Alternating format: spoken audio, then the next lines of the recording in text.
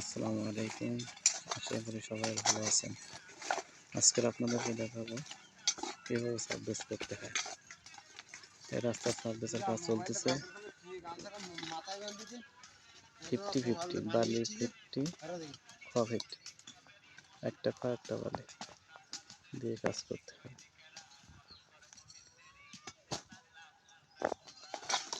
এই গরমের ভিতরে সাববেসের কাজ চলতেছে। ইনশাআল্লাহ সবাই ভিডিওটা দেখবেন, শেয়ার করবেন, কমেন্টস করবেন, লাইক করবেন, আমার চ্যানেলটিকে সাবস্ক্রাইব করবেন।